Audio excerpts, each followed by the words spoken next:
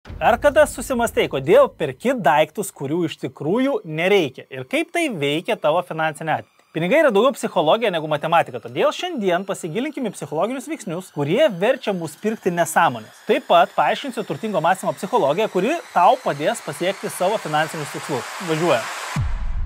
Prieš pradedant leisti psichologinius aspektus pasidalinsiu šiek tiek statistikos. Socialinė medija turi milžinišką efektą, verčianti mus impulsyviai nusipirkti kažką internetu. Pagal Global Web Index 2023 metų statistiką 55 social media vartotojų yra nusipirkę kažką iš karto po pamatytos reklamos socialinėse medijose. Aš beje irgi tą statistiką įeinu, nes iš AliExpress esu ne vieną nesąmonę parsisiuntęs.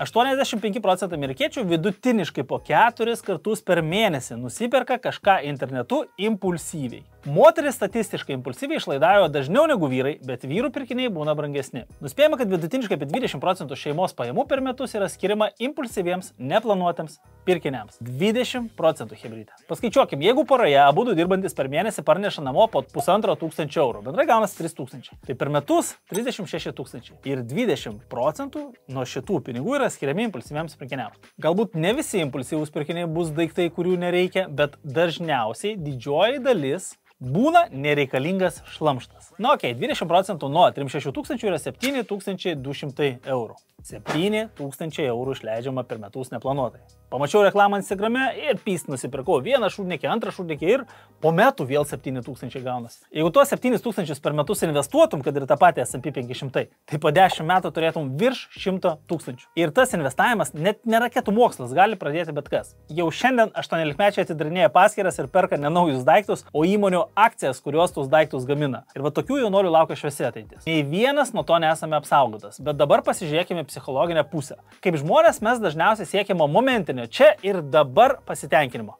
Mūsų smegenys yra suprogramuotos teikti pirmenybę greičiausiai pasiekiamam malonumui, o ne ilgalaikiams tikslams. Kai pamatome kažką, kas žinom tikrai suteiks pasitenkinimą, mūsų smegenys išskiria dopaminą.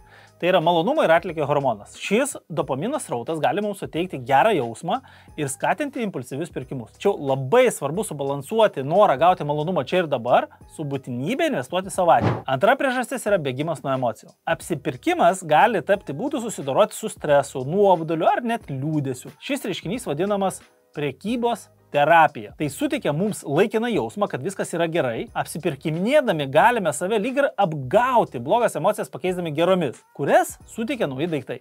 Tačiau tikrosios problemos niekur nedingsta, o naujų daiktų pasitenkinimas labai greit išblėsta. Retkarčiai save palepinti perkant daiktus, kurių tau iš tikrųjų reikia, nieko tokio, visi mes žmonės. Bet jeigu tai kartojasi per dažnai, turėtumėme įsivertinti, kodėl mes tai darome ir gydyti pačią streso priežastį, o ne nuo jo bėgti perkant šlamštą. Įdomiausia tai, kad nuo impulsyvaus apsipirkinėjimo ar nesąmoningo pinigų taškinimo daugiausiai kenčia mažiausiai uždirbantys žmonės. Keistoka, ar ne?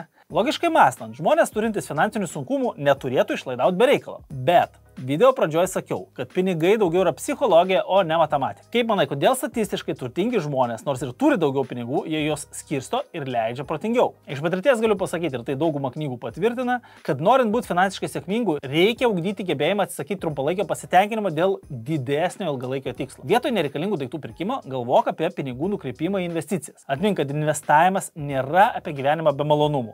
Tai yra pusiausvyra tarp dabartinio malonumo ir užtikrintos finansinės ateities. Turtingo mąstymo žmogus vertina labiau savo pinigus ir stengiasi jų nešvaistyti, nes supranta, kad užuot juos išleidus, ar geriau investavus, jie dirbs jam. Gebėjimas atidėti trumpalaikį malonumą yra svarbus tiek apsipirkimo, tiek investavimo atveju. Vietoj to, kad klimptum į dabarties troškimus, primink savo svajonės ir savo finansinius tikslus. Šis įgūdis labai svarbus investavime. Būk kantrus ir leis savo investicijom augti laikui bėgant. Priešinkis pagundai daryti impulsyvius investicijų pokyčius, remiantis trumpalaikiais rinkos svyravimais. Ugdant finansinį sąmoningumą, turi suprasti ne tik apie skirtingas investicijas galimybės, bet ir labiau pažinti save, savo poreikius ir iš kur kyla motyvacija priimti tam tikrus finansinius sprendimus. Ir kai kitą kartą norėsi nusipirkti naujausią iPhone ar kokią visiškai neveiksmingą, neverta tokios kainos detox arbatą, prisimink šitą video ir vietoj to, kad nusipirkum kažkokį šlamštą, geriau nusipirk investiciją. Atpažindami impulsyvų apsipirkimą, nustatydami finansinius tikslus ir suteikdami pirmenybę investicijom, mes kontroliuojam savo finansinę ateitį. Neužmiršk, kad investavimas nėra tik turto kaupimas, tai yra finansinės nepriklausomybės užtikrinimas ir geresnio gyvenimo kūrimas sau. Šiandien tiek. Tikiuosi buvo įdomu ir gavai naudingų patarimų. Todėl spausk like mygtuką ir pasimatysime kitose video.